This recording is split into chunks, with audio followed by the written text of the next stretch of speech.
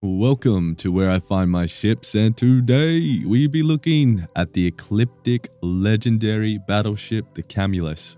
It is by far the most brutal and deadly legendary encounter that you can experience. This thing is mean. It has the best weapons and highest damage. We do encounter some of these dodgy engines, so it'll be interesting to check out its mobility, but it is a phenomenal, awesome build for a giant M-class ship. Now quickly, if you do want to encounter these legendary ships, I suggest putting your game on very hard, and then it will be just a matter of jumping from system to system, looking for these black ship encounter icons. One of these will lead you to these encounters. This takes a bit of time. I did notice quite a significant increase of chance running into legendaries when you put this on very hard. Okay, so let's take a closer look.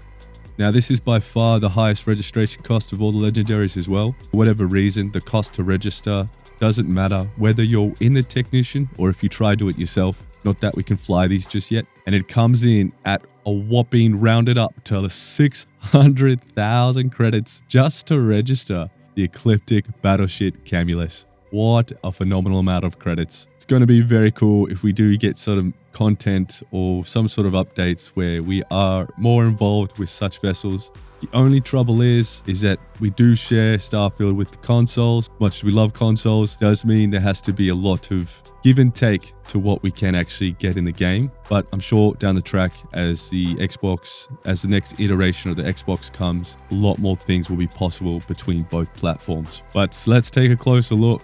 And here it is in all its glory. Now this is the longest of the legendary vessels, just by a little bit, but it does come in with the highest mass and the longest, and it is absolutely huge. So let's have a closer look. So first off, I thought these looked really cool, but they are just purely cosmetic. They don't actually add any cargo. So that's a little bit disappointing. Maybe in the future, because it kind of looks like a huge cargo ship, but it's fortunately, it's just for the cosmetic cool look. Now we have this awesome fuel system set up again, just like the Shroud Bearer. And we have the same looking reactor as the Shroud Bearer, but this is the 8790. So it actually gives a little bit less power, but still a class M, and still, costs you 500,000 credits if you wanted to muck around with it.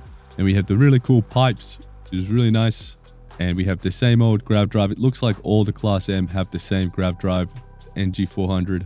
And then we have the shocking Atlas DT 330 engines. So I'm pretty sure these are the same engines as what's on the UC Vigilance, which means unfortunately this thing has absolutely decrepit mobility at -30. So not as bad as the UC Vigilance, but it's not far behind. So unfortunately these engines don't seem to do anything, and they actually take away your mobility. So looking at this shield, so this is another class M shield. It's slightly worse. It's not as good as the UC Vigilance shield. It does have max power of 12 though, so it does have a full shield bar, whereas the UC Vigilance only has 11, but the UC Vigilance one has more health, only by like, I don't know, 400-500 or something. So 106 Paladin is pretty damn good, and to come across this is really deadly, especially on very hard. So if you want a really good challenge, you could definitely try attack this thing, this behemoth. Now it has the same cockpit as all the other legendaries, and everything else is just class M, and they have these nice little structural components. And overall, it is a very neat looking ship. And where it really stands out are the weapons. This thing by far has the most damage, the best weapons. But yeah, it's glorious. What an absolute monster of a ship. Let's take a close look at the weapons now. Let's start off with the most deadly. We got the PBO 300 Auto Alpha Turret, which is an automatic firing weapon. This is a particle weapon, which means it does amazing hull and shield damage with crazy good range. The PBO 300 is probably one of the top 5 particle weapons. It is a class C. Power required is 3, which means you can chuck 4 of these on your vessel. Now the Camulus has 2 facing forward here at the front, and it has 2 on the bottom facing out. So it makes it a little bit better protected. And since it's got much better range than the other legendary ships, does make this much more interesting. Now the PBO has a value of 19,600 per pop with a level unlock of 27, With all 4 of these on the Camulus, you will get a combined hull damage and shield damage of 352, which is devastating. Now moving on. So this is a cool weapon. I actually really enjoy putting this weapon on my vessel. The Blaze P 2GWSX Pulse Laser Turret. It is an automatic firing turret. So it is a Class C and it requires a power of 4. Meaning typically for us, we can only put 3 of these on our vessels. The rate of fire of 4 at a value of 21,000 per pop. But this is a bit of a stealth killer because it is quite a potent weapon. I've played around with this laser a few times. It's actually not bad at all. So the Camulus has 6 of these Blaze P lasers. So 1 facing forward, 2 facing out to the sides, well, top and bottom, so underneath. And then there is that one stray one that's just at the back facing forward, which does change the combined damage for this quite significantly.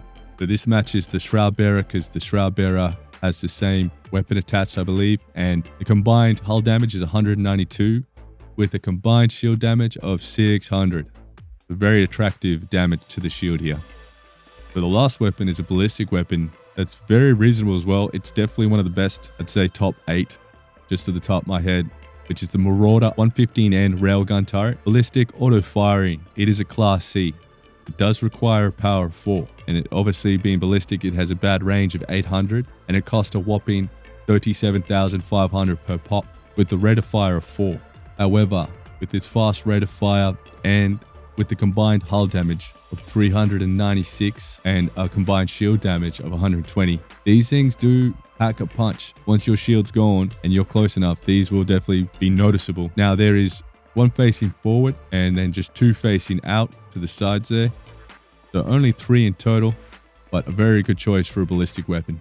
So that covers the Camulus. The Epic Class M battleship for the Ecliptic faction is definitely the hardest and best encounter. It's almost one of those encounters on very hard where you would need to almost design your ship a certain way to be able to tackle this.